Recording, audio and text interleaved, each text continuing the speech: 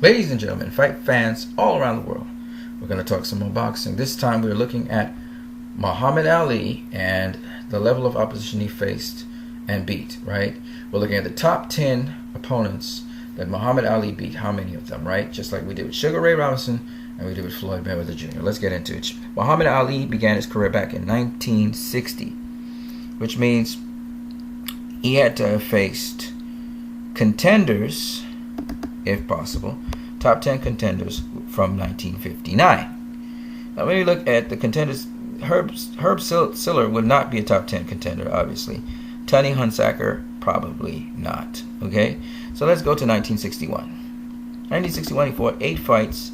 He faced Tony Esperti, Jimmy Robinson, Donnie Fleeman, Lamar Clark, Duke Sabadong, Alonzo Johnson, Alex Mitev, Willie Besmanoff. Those were the guys he faced, okay? When we look at the ratings of them in the year 1961, remember 1961, at the end of 1960, the ratings, none of these guys are here, right? Oh, yes. No. Is it? Alex Mitev?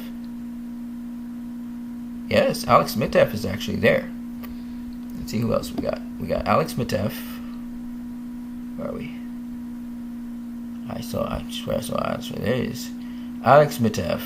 Who else is there? Anybody else? That's about it. Alright.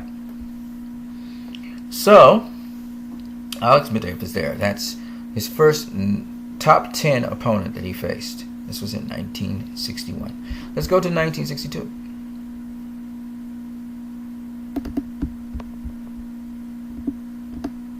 In 1962, he faced Sonny Banks, Don Warner, George Logan, Billy Daniels, Alejandro Lavorante, Archie Moore in 1962. I can tell you that Archie Moore will be there. He was a top light heavyweight. So let's see here. Here's Archie Moore, as I said before. And we have Alejandro Lavorante. So that's 3 top 10 opponents he's faced so far. Alright, 3 top 10 opponents he's faced so far. Let's move on. In 1963, he goes on to face Charlie Powell, Doug Jones, Henry Cooper. Alright, those are the 3 guys. Charlie Powell, Doug Jones, and Henry Cooper. Now let's see. In 1963, he faces Doug Jones and Henry Cooper. That's 5. Okay, 5 top 10 opponents. In 1964, he goes up against the champion, Sonny Liston. Rematches him in 1965. So in 1964, he only has 1 fight. Let's get Sonny Liston. And there you go. Sonny Liston is number 6. In 1965, he rematches Sonny Liston, beats Floyd Patterson, and that's it. Liston and Floyd Patterson. And so Floyd Patterson is there, Sonny Liston is there in 1965. So that's 7. Floyd Patterson is 7. In 1966, he faces George Chuvalo, Henry Cooper, Brian London, Carl Mildenberger, Cleveland Williams. Okay? And let's have a look at that. In 1966, remember the 7 so far. You got Chuvalo, that's 8. Mildenberger, that's 9. Did we see London? Yes, Brian London, that's 10. 10. Top 10 opponents. Alright, that's pretty good. Rematch Cooper as well, right? Williams is not there. Cleveland Williams is not in there. No. Okay. Fine. Terrell, maybe? Oh, that's in 67. Okay. Alright, so we are at 10 already. Okay. In 1967, he faced Terrell, Foley again, Jerry Quarry. No, sorry. He took Eddie Terrell and Zora Foley. Okay, so Terrell and Foley. Terrell's there, that's 11. Foley's there, that's 12. Alright, so we got 12 guys already. And then he was in this whole legal battle with the law concerning going to war. In 1970, he came back out on the scene, faced Jerry Quarry and Oscar Bonavina.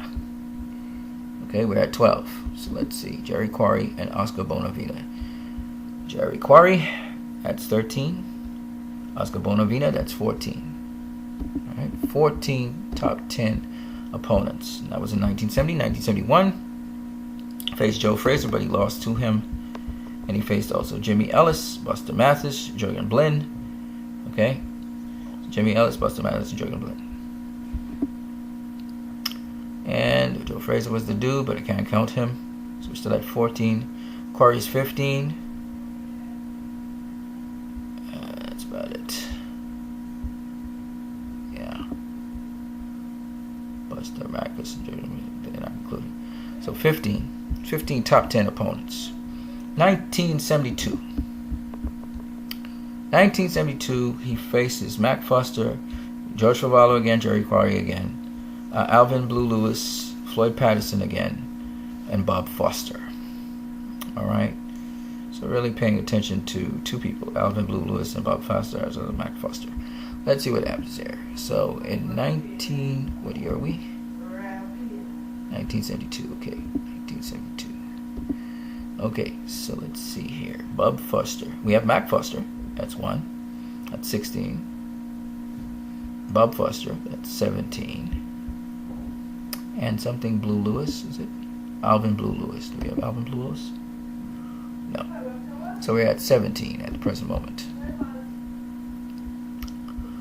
1973.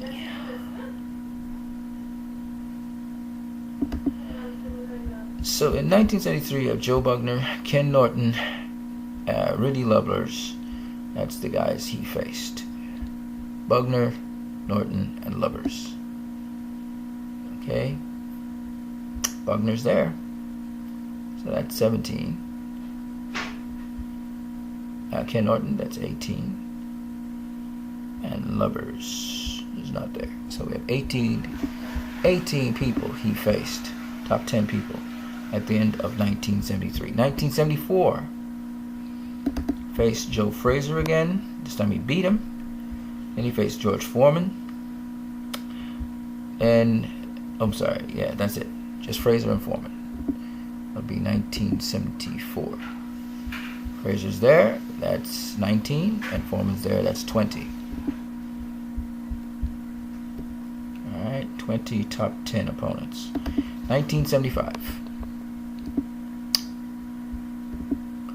1975, he faced Chuck Whipner and Ron Lyle, Bugner again, Frazier again.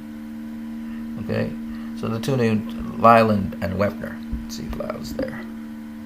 Ron Lyle is there, that's 21. Chuck Whipner is there.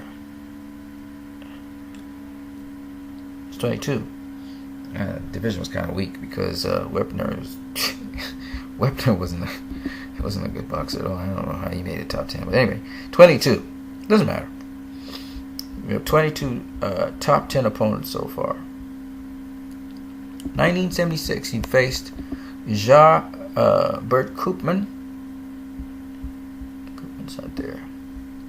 Jimmy Young, Richard Dunn, Ken Norton again. Okay, so Jimmy Young and Richard Dunn. Any one of them there? Jimmy Young, maybe? Yeah, there he is. Jimmy Young. Richard Dunn? No? Okay, Jimmy Young. So that's 23. 23 top 10 opponents. All right. 1977, he faced Alfredo Evangelista and Ernie Schaefer's. All right, that's in 1977. Alright, Ernie Schaefer's and Evangelista. They don't show up. It's 22.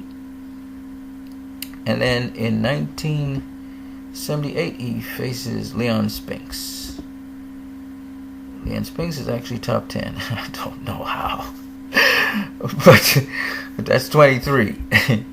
That's ridiculous. That's just ridiculous. I don't even understand. Alright, and then, and then we have 1980 is the last thing we have to look at here. He faced Larry Holmes, But he didn't beat him, and Trevor Berbick, he didn't beat him. So 23 top 10 opponents Muhammad Ali actually faced. 23 of them. Some of these opponents, I don't know what they're doing in the top 10, like Joe Bugner and Chuck Weidner. Was the division weak or something? I don't understand. But and Leon Spinks, I don't even know how did Leon Spinks. I mean, Leon Spinks, I think, had 9 fights. How did Leon Spinks make it so high up in the rankings? That's a very good question. Let me just have a look here, because this baffles me.